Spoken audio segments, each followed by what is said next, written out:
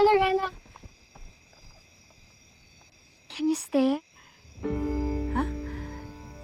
Dito?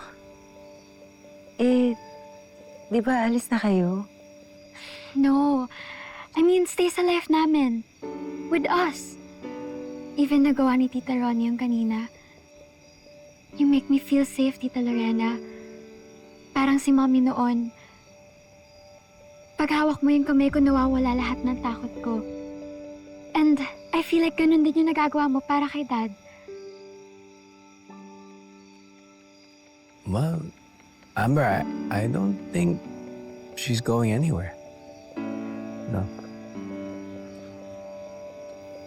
Titiis ko ba naman kayong dalawa? Hirap kaya. Yeah! So you'll stay? Yes? That's a yes?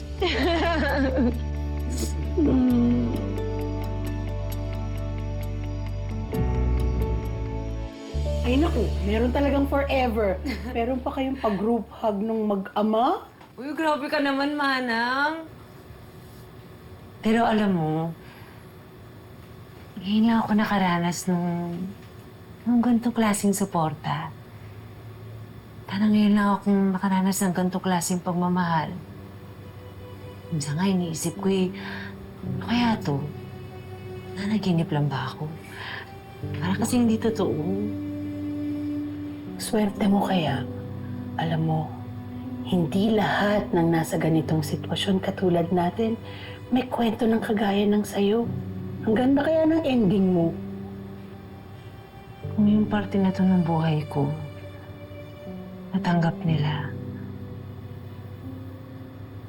paano kaya yung hindi nila alam? Lorena,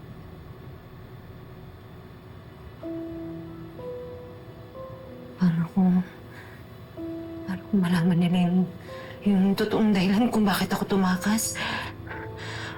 Paano kung nalaman nila na... Tinago mo siya sa akin! Nakakapatay ako ng tao.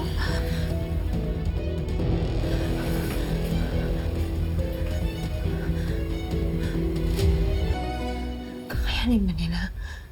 Ako, kakayanin ko ba kapag dumating yung pagkakataong yun? Yung araw na yun, kaya ko ba? Kaya ko ba, Mana? ayan ka na naman. Tinatakot na naman ang sarili mo.